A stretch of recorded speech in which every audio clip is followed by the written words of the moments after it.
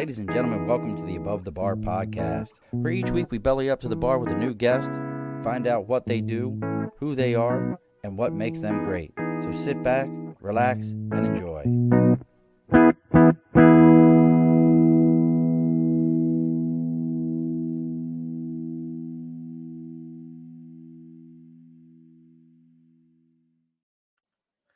Alrighty, folks, welcome back to the Above the Bar podcast. It's your host, Sean.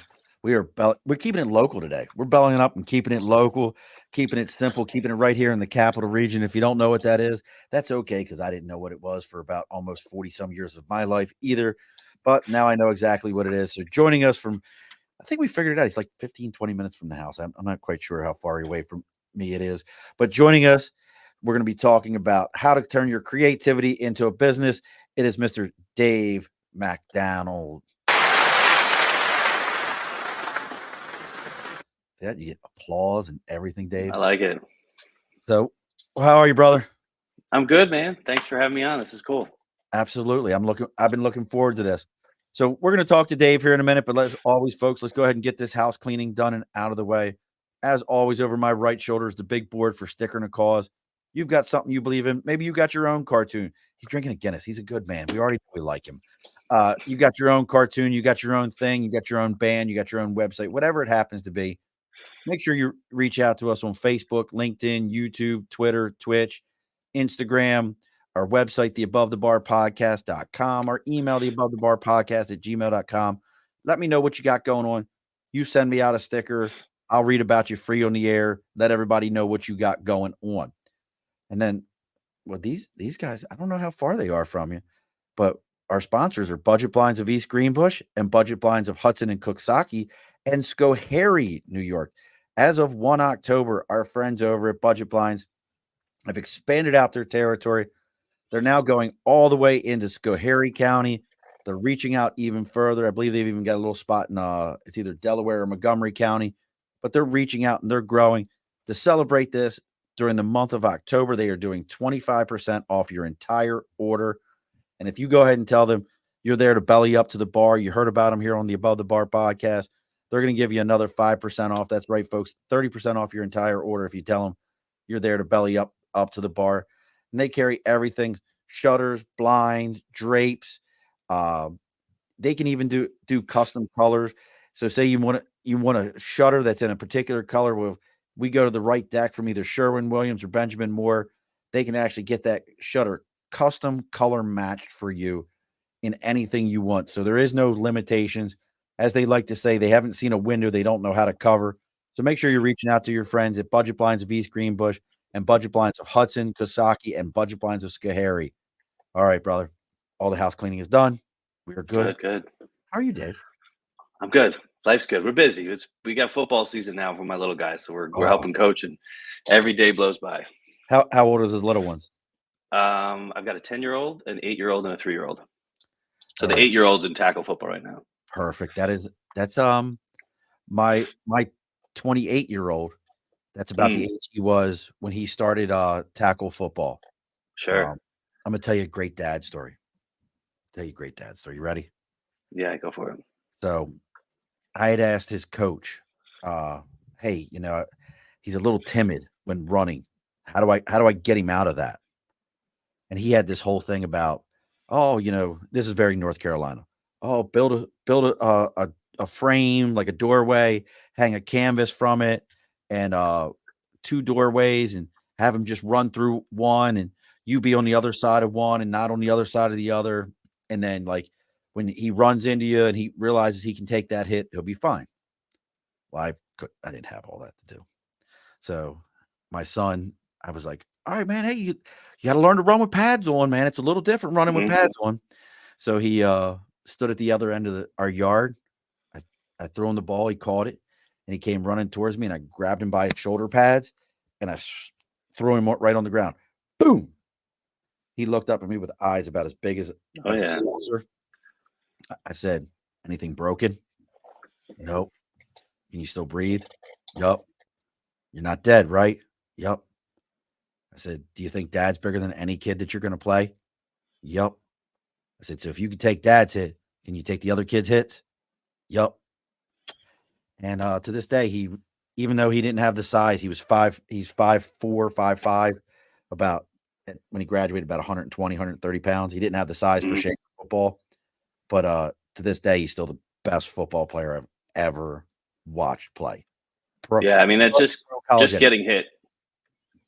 Getting hit changes a lot. I mean, that's kind of like an analogy for life too. You just got to go through it. And but yeah, Well, so he's doing well. what you're doing. I mean, so you're by trade, and that kind of feeds into. Look at this. You like how I bridge that? You like how I bridge that right in? I'm pretty good That's at this. nice. But getting right into what you're doing. So you're you do marketing. I almost called you a mouseketeer. I meant every time I don't hate it. Every time I typed in marketeer, and I was like, is this right? And then it didn't correct me for marketeer. Yeah. I was like, okay, so I'm saying this right. Okay. But you do marketing, but you're also a cartoonist. Yeah. You know, was cartooning art, was that always a thing for you growing up? Were you always that kid doodling?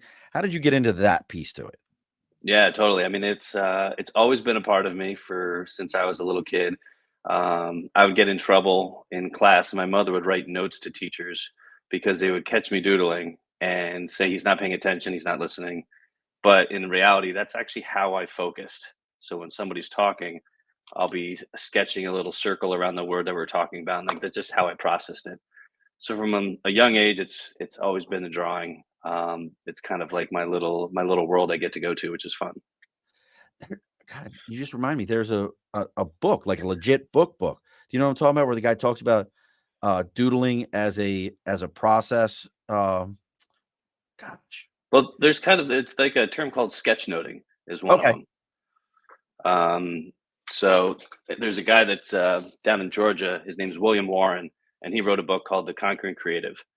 And he runs a sketchnote company down in Georgia. He travels the country with a lot of corporate events, and that's all they do is they listen to the keynote speakers and they draw out what they're talking about and then present that material as a gift, and then they get printouts for the rest of the attendees. Just a different way to soak in the info. Well, then you would have loved Miss Barbara Ann Place. It just popped up. Barbara, thank you. She's a family friend. Was my one daughter's art teacher for years, Cool. and just drove that. That's the same daughter that does my tattoos for me. So I can't complain about any of those things. Hell yeah. So okay, so you're doing this. How does it finally translate? Did you go to college for marketing? Did you think you were going to be the next? What's the show? Mad Men. Did you think you were going to be the next Mad Right. Men? How did all this kind of come together? No, it's definitely one of those like messy circles that where the lines just connected at some point. So I went to Siena for marketing. Okay. I went there because marketing was interesting to me as an artist, the creative side of how to communicate. That's not where my career went. After Siena, I went down the sales route. So I was in sales for 15 years while Congratulations. I was still cartooning on the side. And I think it's like Steve Jobs talks about, like you can't see the dots ahead of you; you can just see them connected behind you. So that sales career is really what started my professional confidence, we'll call it, and then eventually we were able to transition back into marketing. So we'll go into this sales piece. What were you selling? How did that affect the marketing side for you? The One of the first sales gigs I had was with the Albany Business Review, and I was selling the newspaper. Nice. And we were rifling through like 40, 50 phone calls a day, just and that just cut my teeth in terms of cold calling, where Was it was Walt there? absolutely terrible. What was that? Was Walt there at the time? No, that time it was Carolyn Jones and Mike Okay. Hendricks was the editor. So this was 2009-ish, something like that. Because Walt is the man over there now. He's a good dude. Yeah. He could, if he's kind of one of those guys, like if he ever decided to run for mayor of Albany, he just wins. Like the people around here just would have to step off to the side because he's just too likable of a guy for that not to happen. So you cut your teeth from him, because sales is marketing. Let's call it what it is. It's frontline marketing at its best, but you cut your teeth on cold calls. Oh yeah. Like, how is that in and of itself from a marketing and then getting into that creative space?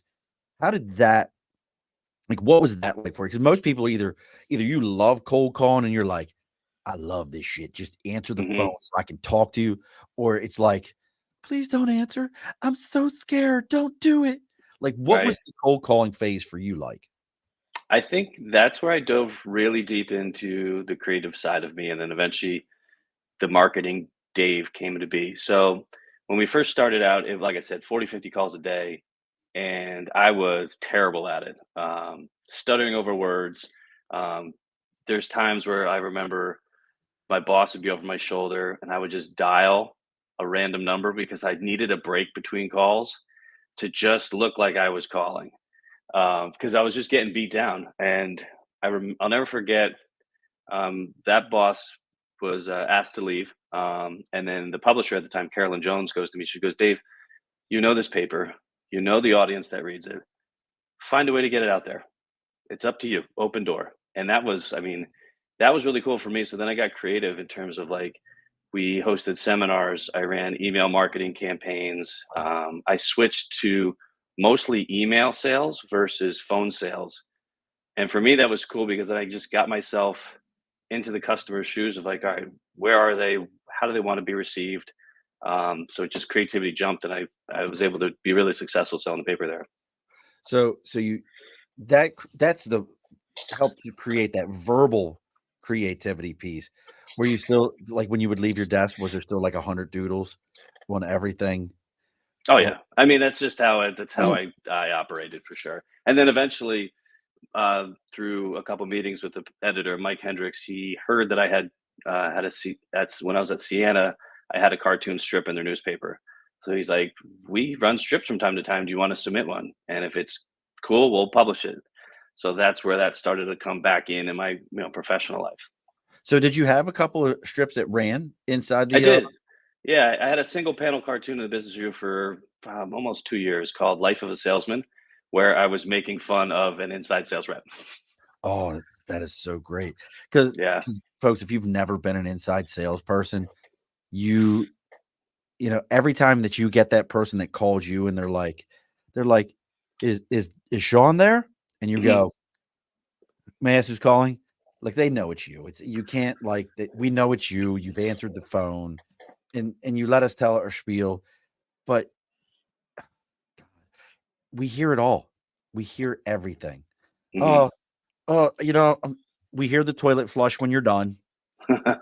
We know where you answered the phone. We've done all it. So when do you start moving from that level of sales to into pure marketing? That was the full transition happened actually thanks to Uncle COVID. So I feel like there's a generation of us that COVID came in and either was absolutely terrible or it changed us to for the better. Yes. And my experience was that's where marketing came full time again, by far. And where did it start full time at? So 2019, I left my corporate job. I started freelancing, helping different startups with sales, reach out, lead generation. And then COVID hit, school shut down. So I became teacher dad for about a year and a half. Ooh. And during that time, my focus was making sure the my daughter was in first grade at the time.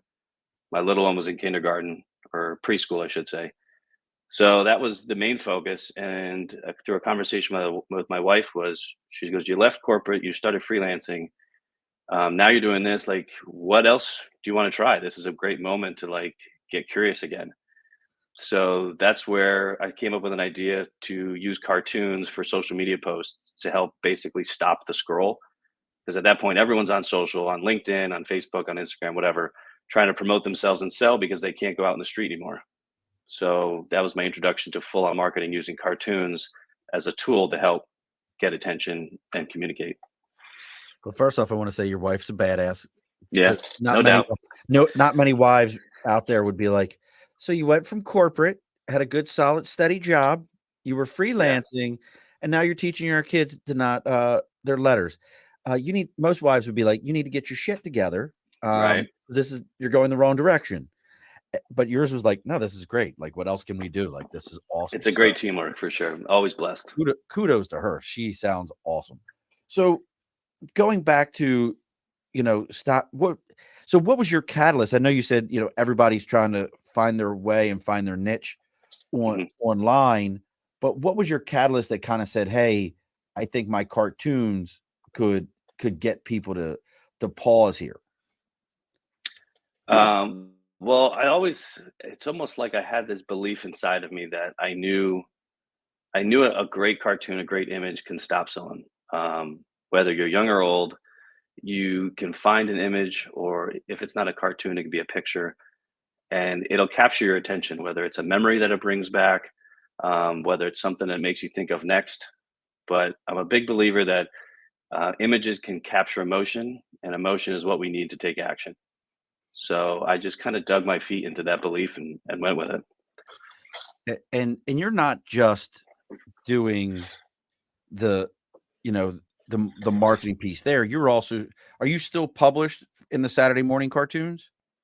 No, at that point, well, Saturday Morning Cartoons was a newsletter I started also during Okay. COVID. So as I started helping different coaches and trainers with cartoons for their messaging, I set up Saturday Morning Cartoons as like a fun way to share cartoons as just a way to smile a little bit more throughout the week. Again, doing that whole COVID dark cloud thing. And so that was a fun little outlet that, we got a bunch of people that get them each week. So when somebody comes to you then, and as we kind of piecing this together here, your journey. And look, folks, if you're curious, and I almost forgot completely, I had my own brain fart here. If you want to know what Dave's got going on, or maybe you're looking to get into cartooning yourself, or you've got marketing questions, you've got your own business, and you're like, hey, I think this is something that could help me out. If you go to topsailcreative.com, sail SAIL, topsailcreative.com, you can reach out to Dave. Dave's also on LinkedIn. You can reach out and find him there, contact him about different opportunities. So, and I apologize, folks. I got a little seasonal allergies wearing me out. I just found out that I'm probably allergic to goldenrod. I didn't know that was a thing. Mm. That's a fall thing. But so as you're putting this together, not just helping other people. I mean, this is a brand new business. How do you market you to other people so that they can say, all right, this is the guy? Because I think that's where a lot of people make their mistake, is they don't know how to market themselves to other people. Yeah, and that credits back to those business review cold call days.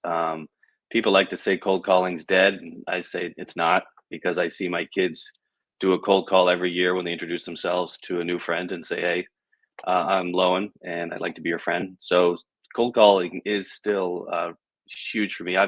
We're about 2.5 years in. At some point, obviously, we get that gold mine of referrals, but until then, it's just outreach and just getting to know people and reach out, whether it's through LinkedIn, through email, through phone. Did you have to build your elevator pitch or any of those things? Or for you as a cartoonist, I'm just curious, like did you like draw a cartoon and then like you just sent it off to other businesses as like that was your calling card? How did you approach that? Yeah, so I would do when I reached out to somebody that I thought was interesting enough that can use the cartoons that I had. We would kind of do the sequence of, I'd reach out through an email or a LinkedIn post, and then I would send them a little snail mail of a cartoon postcard, like a thank you note, just to get another touch point. And the cartoons were acting a little bit different there, and um, that's kind of like we just kind of rinse and repeat that process. So as you're going through this, now you've built your business. And how long have you had Top Sale now? About 2.5 years. That So 2.5 years, yeah. listen, I could be a cartoon, Nathan, but Nathan, but You do have a remember, good beard for it. Nathan, you're a clown. I might be a cartoon, but you're a That's clown. great. That's my buddy. We play fantasy football together. And actually coming up, not this weekend, but in 2 weeks, he can be real jealous of me. I'll be back at the International Professional Wrestling Hall of Fame broadcasting, right here, Cool.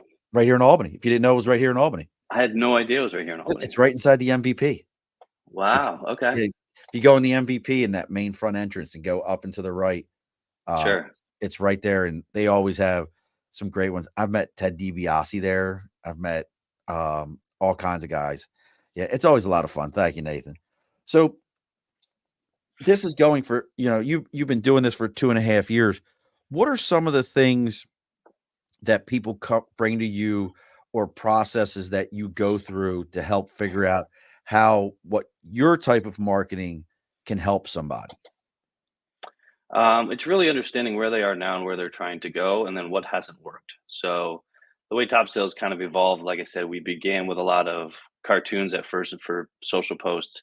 But then I've had customers come back when I was doing the freelancing looking for help with websites and email campaigns and Facebook advertising.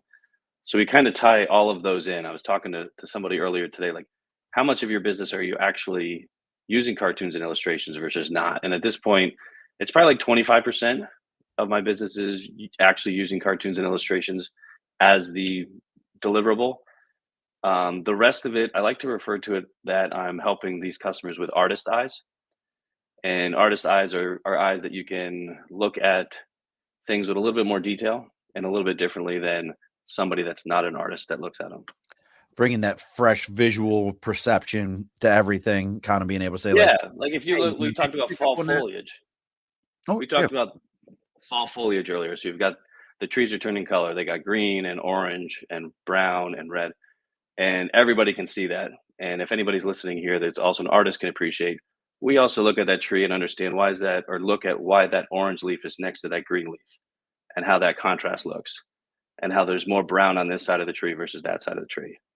And that's kind of the mindset. Because if you're going to recreate that painting or that drawing, that's what you're going in your mind with. So same things with business is like, how are you approaching the market now? What are you doing that's working? What's not working? What are your competitors doing? So it's very much still pulling that creativity of how to see things a little bit differently. So do you have like a checklist that you go down? So I come to you and I say, "Hey, I'm thinking about doing uh cartoons for the podcast, like, do you have a checklist that you go down with people?" I usually look for inspiration. So, like, if they're interested in having some type of illustration or cartoon for their brand, their marketing, however they want to use it, I really like to make sure it resembles and represents who they are and who their company or their brand is. So, yeah, the first question is like, why cartoons? And then what cartoons do you like? Or what illustrations do you like? What's your inspirations as a kid? And even so now, if you have kids and they're into it or whatnot. So that's the first, figuring out their style, what their flow is, and then we can kind of tailor it that way. Has anyone ever told you their favorite cartoon was heavy metal? No, no, not yet. That's first. Like, they would just being like, "So, like, I'm really into heavy metal." "Oh, well, tell me about your business." "I'm an accountant." Like like, how would you even put something like that together? That's, I mean, it's. I mean, I've got to do a little research to figure that out. Like I said, I'm not too familiar with heavy metal, but You never read it's heavy metal? blending the elements of it. You know what you really don't know what heavy metal is? No, The I magazine? feel, Oh my yeah. god, Is that a I'm bad thing? unplugging. No, I'm just very let me see if I can, like heavy metal, like, let me ask this question, Dave, and I don't ask Sure. this often. How Yeah, old are you? I'm 39. Right, so you're not I mean, you're maybe a little bit off. Let me see if I can get this to Okay. come up in images. Like, this is probably the most, let's see, iconic, let's see, save image as, put it in downloads. Hopefully, I don't get in trouble, like, where somebody, not that, like, anybody from Heavy Metal Magazine is Copyright, like anybody right? from Heavy Metal Magazine's like, "That the Above the Bar podcast, I can't believe that they would put that up there." Like, not that I think in any way that that's happening. Let's see, not overlay. But yeah, like, because I'm curious, so from a cartooning standpoint, oh, you pig. This needs to be, what does this have to be in? Maybe it's gotta be, can I not put it in that way? Um, I was trying to pull it up here too as well. so from a cartooning standpoint, then I Yeah. guess you really have to take your time and, you know, understand that not everybody, you know, like oh, that's what that is. I never even knew that Yeah. was a Well, thing. I mean, style's a big part too. So I just pulled up a couple of covers of heavy metal. I've not seen it before, but that's definitely gives me more like the Marvel vibes. in terms of an illustration style. So I think that plays a big part of it too. Yeah, like so they were actually Heavy Metal also is a movie. Like Okay. don't You watch got it me with things your to do children. this weekend. No. Don't watch it with your children.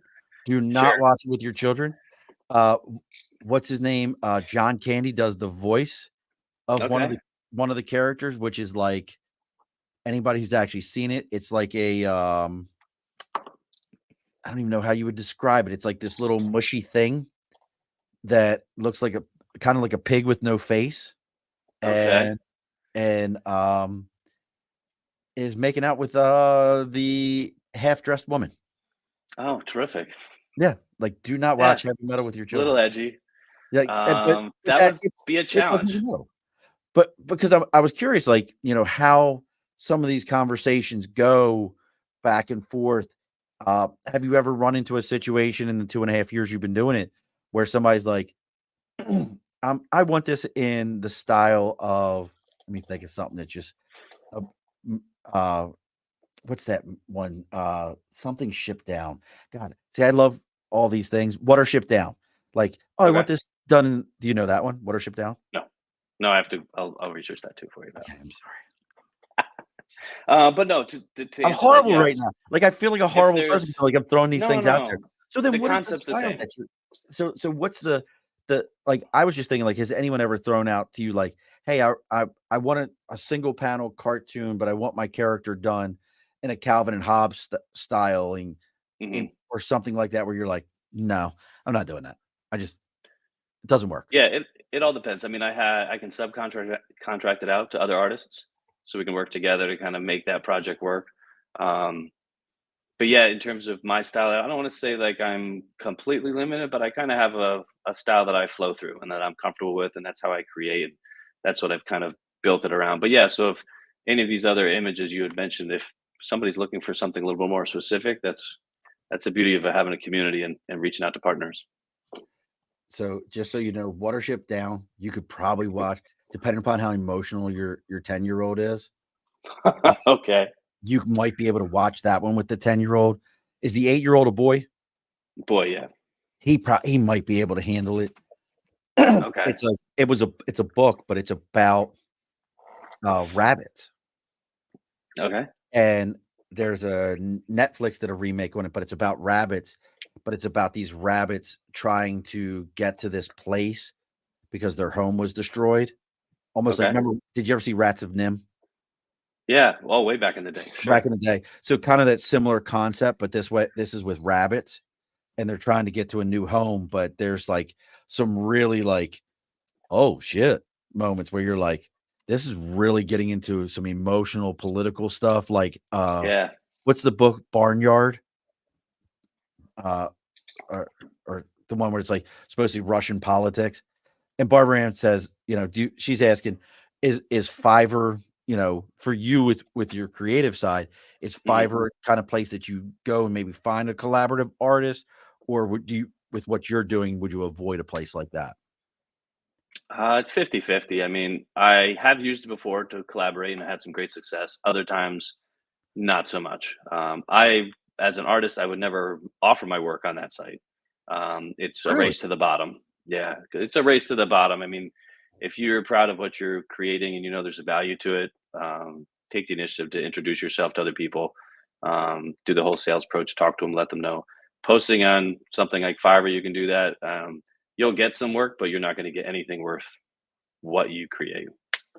Interesting. That's actually the first time I've heard that because I've heard some other artists that are like, "Yeah, I go on Fiverr," or somebody like me saying like, "Hey, I don't know how to draw. I'm lucky I can make a stick figure," and Mhm. be like, "Go, let me jump on the Fiverr." Um, so what are some of the now you said the cartooning is only 25% of what you're Mhm. doing with this. What is the rest of the marketing piece for you then? So we do a lot of copywriting. We do email marketing, website builds, advertising through Facebook and Google, and a lot of that came out, like I said, from past clients looking for help. And as I was developing kind of like my own and fine tuning my own marketing skill during that COVID period, I read a really great book by Robert Bly called The Copywriter's Handbook. And the first page of that book, it was an old school way of describing it, but they said a copywriter is a salesman behind a typewriter. And I just fell in love with that line for somebody that had 15 years in sales and rebuilding themselves in another industry, another career is daunting for anyone. But seeing that light was showing me that I'm not that far off from here. We can make some good headway. So that was exciting. I like that verbiage. And look, folks, if you're just joining us, make sure you're checking out what Dave's got going on at topsailcreative.com, sail SAIL creative.com. He's also got his other website if you wanted to see the Saturday morning cartoon newsletter. Is it still an active newsletter? Yes, it is. So you can check him out over at davescartoonworld.com. See what he's got going on. If you're just joining us, please give this a like, share, follow, all those things. If you have questions for Dave, let me know. Dave, we're going to get into Nate's question, but Nate's not from the capital region. So I'm going to ask you a very capital region related question here in a minute. So yeah, go ahead and see his question. There's only one capital region related food question. You know what that is, right? Is it Hot Dog Charlie's? Is it Famous Lunch? Or is it Gus's? Oh, that's a really good one. I feel like I'm Gus's. I'm a Gus's guy too, man. Yeah. Famous Lunch is pretty good though. I don't think I've been to that one. It's in Troy. It's in Troy. Okay. And what that is, Nate, is Albany's only known for one food product, and it's these little tiny hot dogs on little tiny buns that they put like a meat sauce and mustard and onions on. And some places do it better than others. I think Gus's does it the best. Gus's is the sketchiest looking of all of them because it truly is like down a side road, and it looks like it used to be the dude's like the side of somebody's house that they turned into a restaurant. And there's like 4 chairs inside. Have you ever been inside of Gus's? Like long time ago. Like you go along the side and go in it. So, but Nate always has to know like what people's food. What's the food spot? What's the food spot? You know, where are we going and having lunch? I'm a big Gus's Greek burger guy. Okay. Greek burger. Yeah, they're Greek burger. So it's a sausage patty with peppers and onions on it. Put a little yellow mustard on that thing. Out of this world good. I just fell in love with like the last few months. I haven't had it before, but Druthers makes this smash burger. That just it melts in my mouth, and it's just amazing. If I could only isolate that verbiage that you just said, it melts in my mouth. That's it. That's it. Listen, man, so for me, look, hey, welcome to Food Hour, but it's creativity. But sure, I'll throw one more at you. If you ever want a road trip, do you know where Leeds is? Down south, Massachusetts. No, Leeds in New York. Okay, exit 21 or 21B. Come off the exit, go to Leeds. There's a place out there called Gracie's Luncheonette. Shout out to Gracie's. I do need a food cartoon. Absolutely, Nate. Just a chubby kid just throwing down. Crushing down. Beard. That's how my beard ended up this way, Nate. It was all the food. It only spilled here and just took all the color out of it. Dyed it out that way. But Gracie's Luncheonette does it's one of these places like these kitschy, I want to call it hipster because it doesn't have that vibe. And I think hipsters are finally dead. But it's one of these places where they're like, our potatoes came from a farm 3 miles up the road. Our cow, the burger you're eating right now, before it became a burger, its name was Sue. It was rubbed 3 times a day. Like one of those kind of places. You know what I'm talking about? Sure. They know way too much about the food that's coming out to them. But they don't even carry like Coke or Pepsi. They make their own sodas in-house with like soda water and syrups. Yeah. And their burgers. That sounds amazing. Bro, their burgers are by far. I will put a Gracie burger, there's just a regular Gracie burger, up against really any burger. And I've gone to like out in Burlington, there's a place called the Farmhouse that was ranked as one of the top 50 burger places in the country. And really? Yeah, it's in Burlington. It's phenomenal. It's like eating meaty butter. It's like grass-fed Vermont beef, the whole 9 yards. I'll put Gracie's burger up against that all day long and twice on Sunday. Yeah, our world changed about 8 years ago. We got into buying a quarter and a half of a cow, Oh, really? And this grass-fed beef was literally life-changing. I don't understand. I'll never go back. Yeah, it's a It's different so animal. good. Totally. Such a different animal. Sorry, folks. We made a left turn there. We make a few of those on the show here at any chance we get. So, um, with the marketing piece to you now, what's some of your next steps or where you're trying to take this? Now most of your focus, and correct me if I'm wrong from conversations Mhm. we've had, you're kind of like in the small business world right now. Is Right. there any markets that you're focusing on? Like, hey, I really want to get into focusing on distilleries, or hey, I really want to get it focusing on daycares. I don't know. I'm just throwing things out there. But do you have Yeah. a focus that you're trying to get into? The one I was focusing on for a little while, and we're still pushing through, is the craft beer industry. Okay. Um, because there are so many breweries that make terrific beer, and I feel like they're relying on that alone to sell and build an audience, and that alone will dry out at one point. I think there's a lot of them that have a great history, a great story, a great craft behind what they've made, whether it's the brewery themselves or the actual beer, that not enough of them are sharing that story to become memorable to when you're sitting at Hannaford and trying to figure out what you're going to grab for the weekend. You again, this comes back to the emotion. You grab the one that you feel connected to Yeah. because you don't want to think anymore. You just want to grab that. This is actually my favorite MacDonald. George. What's up, George? Yeah. Do you know George? No, but Oh, about to say, we're don't clan turn members, so around we're and related somewhere. don't turn around and be like, I know George. He's my cousin. Like, listen, folks, if you want another great podcast, make sure you're checking out Outlaw Blitz. These guys do it big. They're down in the Poughkeepsie. Correct me if I'm wrong, George. I can't remember if it's Peekskill or Poughkeepsie. They're down in that region. Amazing dudes. We met the first time actually at International Professional Wrestling Hall of Fame, and we started getting along right away. And we've stayed acquainted. Saugerties. Listen, bro. I missed the garlic festival. My wife and I were so mad we missed it last week.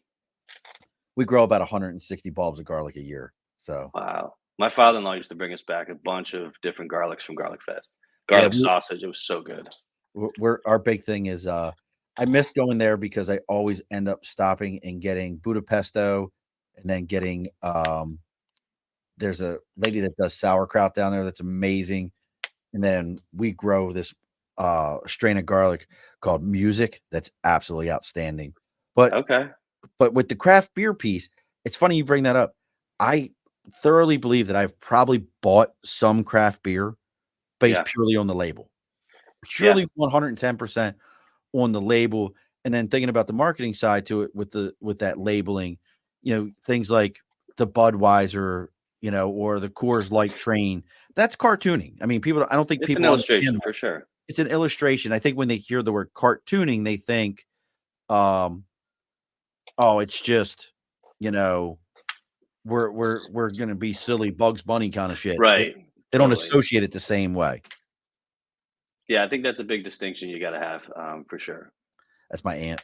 So I don't know what Aunt Eileen, which Music. music are you talking about? She said music is great. I don't have any music playing. If you hear music right now, That your strain. If you hear music right now, Aunt Eileen, your strain is better than my strain right now. Which I well, have to that's it. which I have to send you pictures anyway. But so, I've what with the craft beer side. Oh god. Well, yes. So I mailed her out garlic from that I grew. Okay.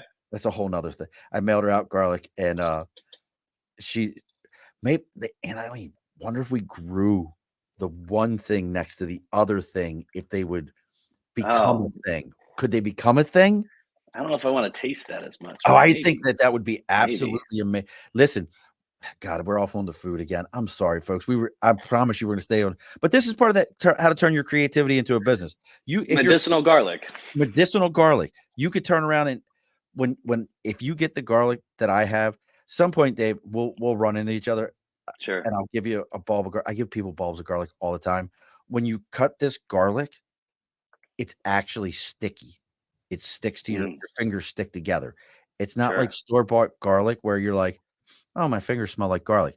This Right, is right. like, as you're slicing it, you're like, "Why are my fingers sticking together?" It's because it's not been funky dried out. It's not been forced dried. Fresh, fresh. It's just naturally dry. Like right now, mine sits in my garage, hanging up with a dehumidifier underneath of them. Just let's keep the humidity about right. Yeah. So you can just clip it off and go do what you got to do. And then when that comes down, the other stuff will dry the same way. The other stuff. Understood. The other stuff, the other things dry that way. That's how we do this around here. But I mean, what challenges then, kind of getting into the small business side to this, for you as a small business owner, what they call a solopreneur. We hear that term Yeah. often now, like, hey, you're Sure. a solopreneur. What are some of the challenges that you faced or things that, oh, love it. She just hung hers today. What are some of the challenges you faced or things that you're like, hey, I wish I would have known this as I was going into business for myself? Yeah, I'm actually working on a speech or like a presentation now for Siena College with their entrepreneurship group. And the number one thing for me is community. I ended up meeting you through Paul Hook's Hour Hour. Yep. So the last like year and a half, that's definitely been the biggest thing that's been missing for me in terms of growing as a business owner and ideation and having a community to bounce things off of has been it's been huge now. It's something I did not have early on. It was more like there's a little bit of an ego, like I got this, I'll figure it out, I'll make it work. But I feel like if you stayed to that bubble too much, it literally is a bubble and you're missing opportunities that you could be using and utilizing that you're not focused on. So that'd be the number one thing to dial in. For anybody that's starting anything is to get a community. And when you say a community, what exactly are you talking about?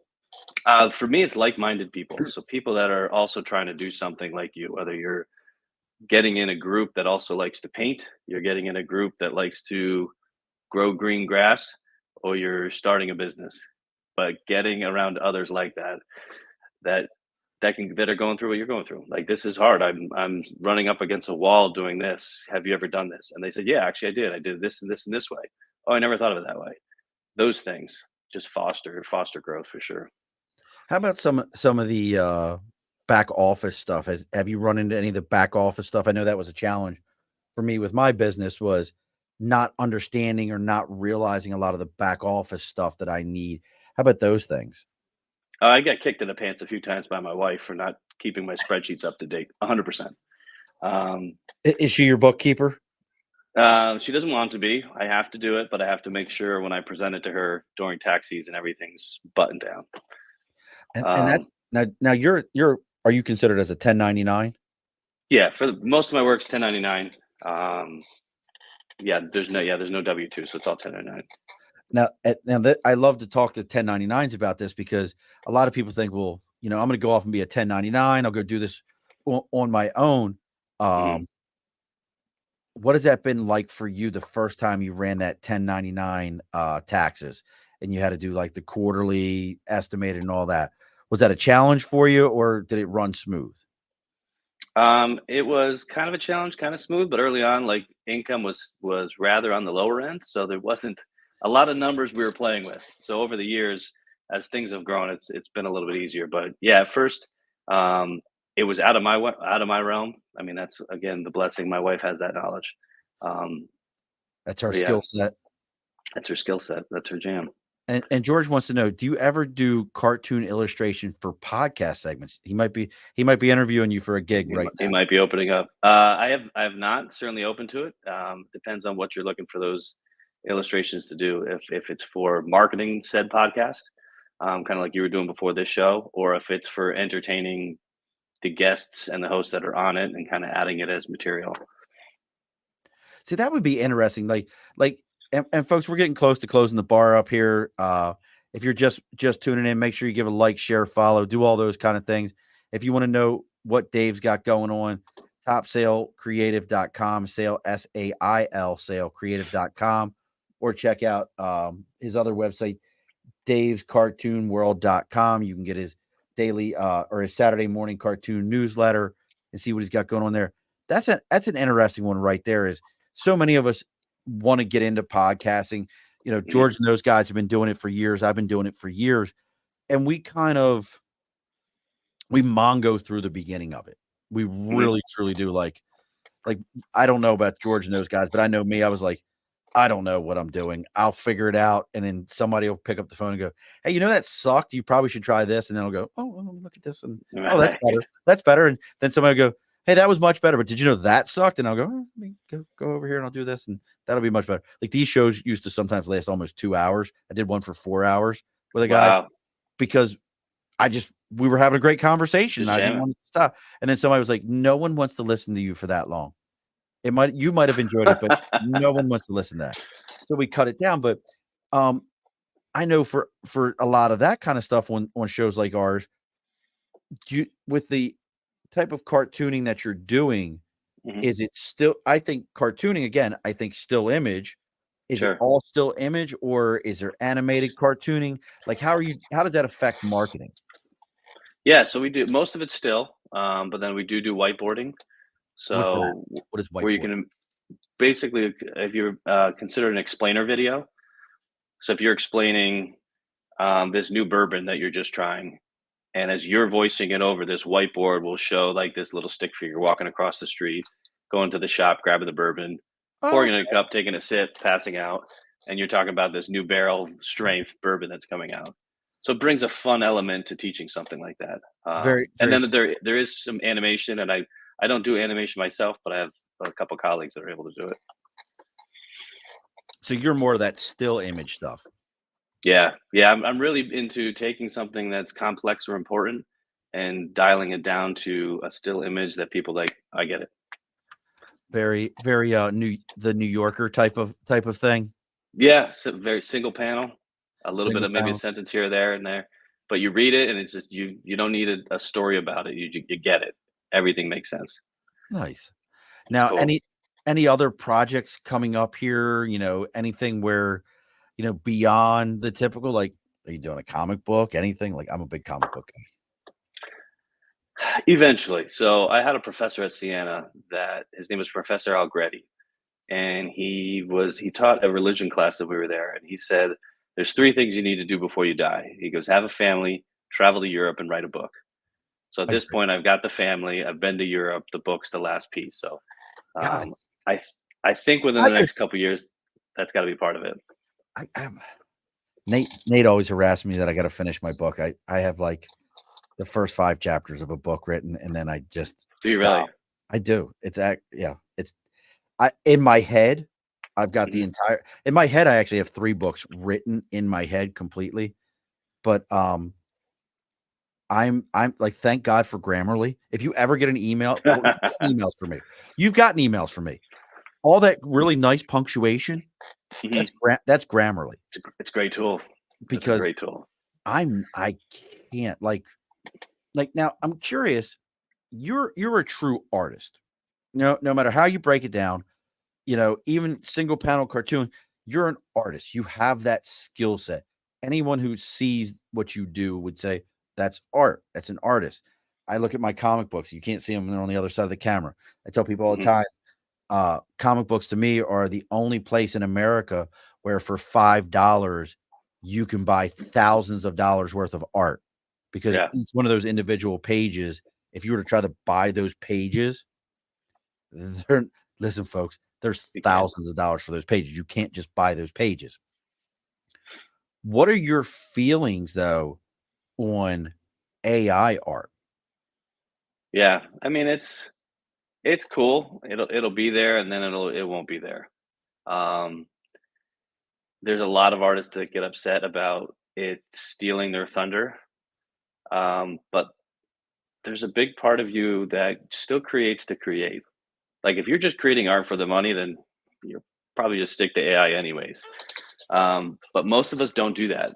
Being able to get paid for your art is kind of like a blessing, but you're doing it more for an expression. And I think while that's still the AI art's there, I don't think it'll ever replace that. Did you see, and if you did, have a reaction to the whole Colin Kaepernick AI art thing? No, not recently. There's something new pop up with him. Yeah, it was I guess it's been almost a month ago now where he was like, "Oh, he started to promote let me see if I can find it. Colin Kaepernick Art AI. Yeah, he came out. and he introduced a AI art comic book. Okay. Colin Colin's foray into AI comics is deeply embarrassing. This particular article says, and basically saying like, hey, we're going to put out a platform for AI art, and it can write whole comic books with Mhm. AI, and you won't have to draw anything. And a lot of comic book artists like came at him like full bore, like Right. like they came at him like what the days of kneeling, like came at him like dare Got it. how dare you bring this garbage to bear, on my career path. And I was just curious, like, how you felt about things along that, and just hearing it right now, like this is Mhm. a big time celebrity. No matter what we have to say, he's still, I still think he was a hell of a quarterback. I don't give a shit what anybody says. Oh, yeah. I Um, think he was terrific. But I, he was a great quarterback. He he had his own personal opinion, and the NFL has, in my opinion, look, we couldn't do it at work. I can't. mhm. I can't. I would lose my job. So that's what ended up happening to the kid. And I think it's horrible because he still took him to a Super Bowl. He played against the Ravens in the Super Bowl. Uh, he Right. was Yeah, that's true.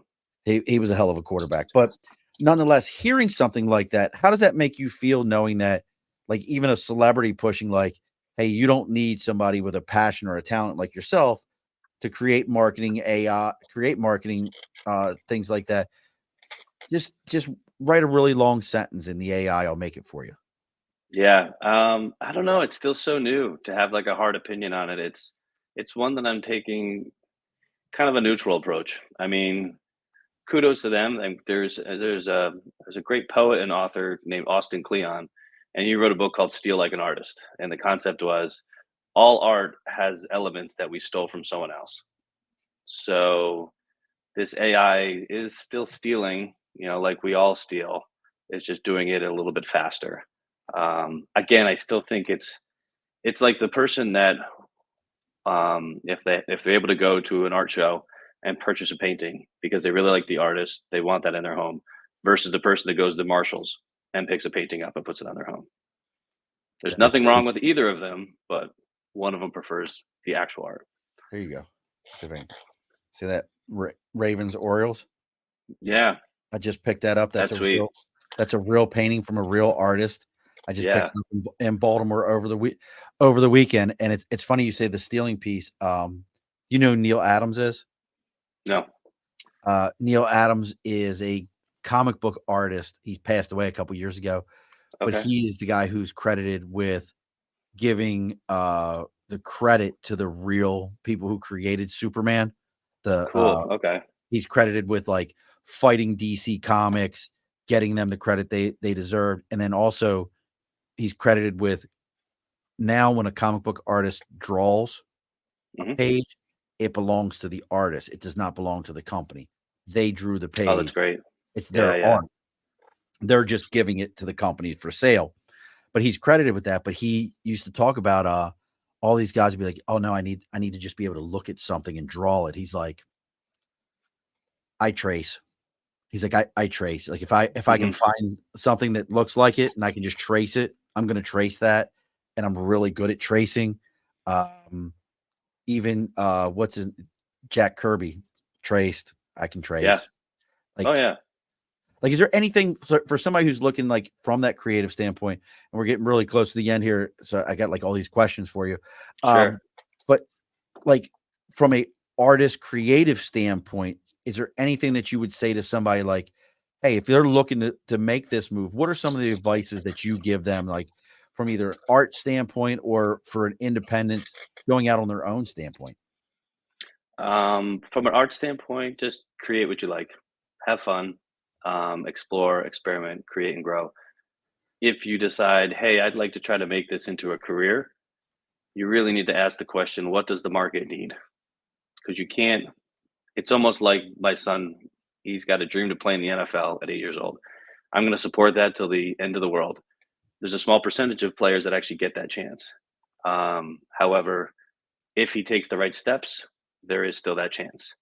So the same thing with art. There's a chance that you can create something, post it online, and somebody will spend money on it. You're better off, in my opinion, seeing what the market needs and seeing how you can use your art to help fill that need. If that's the angle you want to go for, if you're looking to try to make a living with your art, see what the market needs and try to answer that. Yeah, I think that's there's a reason they call them starving artists. Yeah, to a degree. It's a subject. It's such a subjective thing, and I mean, you've lucked out to be able to take that and run with it.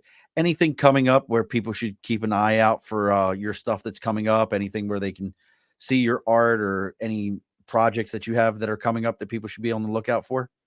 No, the biggest thing is if you want to smile a little bit more each week, Dave's Cartoon World, sign up for that newsletter. It's free.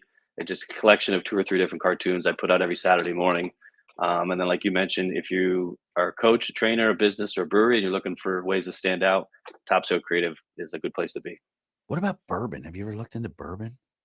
I haven't, but I do enjoy it. I actually had a bottle on my desk here with another sip left of, I don't know if you can see it right, it's Oh, is that Penelope. little Penelope? Yes.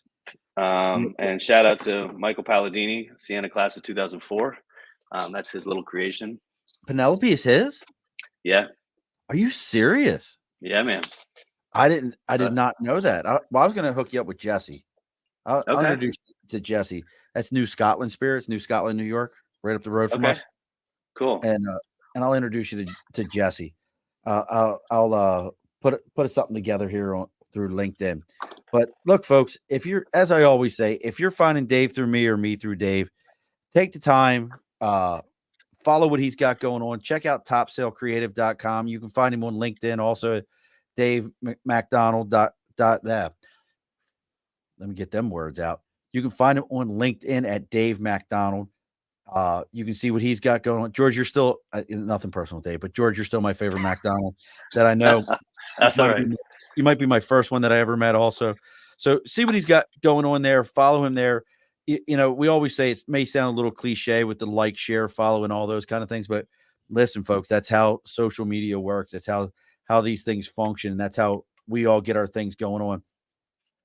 And if this is you following us and getting to know us next week, I'm, listen, don't take it personal. I'm still very excited about this one, but next week I'm a little excited. So we have Dr. Drew Miller, owner of Fortitude Ranch Survival Community Franchise and the Collapse Survivor app. He's a former U.S. Air Force colonel. He went to the U.S. Air Force Academy honor graduate, received an academic scholarship to Harvard University, earned a master's degree and PhD in public policy operations research. He's going to come on. Listen, I don't think it's any more of a world that I've been podcasting in, sort of when we started in the middle of COVID. And even then I was like, listen, y'all are a bunch of vagines. I'm not worried about any of you. Listen, I'm pretty comfortable. But with some of those things that we see on the news today, with missiles from Iran and everything else going on, and you got to love it when one country's committing genocide and then we're going, man, I really hope the other one doesn't hurt them. I haven't figured that one out yet. It's tough too. I'm trying. God, I'm trying. Yeah. This is one of the ones. I was gonna say on that note too, Doug, before we head off too, obviously thank you for your service. I mean, without the people in this military in our country, you don't get kids that get to draw cartoons. And there's a lot of blessings we have because of the sacrifices you all did. So obviously, thank you. Well, it's absolutely appreciated. Yeah. Lee Kosey, who's a comic book artist and a big artist. If you ever look up Lee Kosey, he did all the murals on Camp Pendleton. He was a Marine and he did the murals throughout Camp Pendleton. Good dude. I've met him a couple of times. But as always, folks, make sure you're following Dave and me and seeing what we've got going on. Come meet us next week. We're going to be talking to different Dr. Drew. This isn't the Dr. Drew that's going to tell you how to have sex and everything. This is the Dr. Drew that's going to tell you how to live through some bad shit when it goes down. So make sure you're coming in and talking to us then. Now, don't log off on me after this, Dave. We're going to talk for just a minute, but as I always say, if you haven't binged everything, then you may not realize this, but the guest always gets the final word. So what's the final word for tonight? Kindness always wins. Alrighty, folks, be sure to push your stool in. This has been a Second Front podcast presentation found on Apple, Spotify, and wherever podcasts can be found.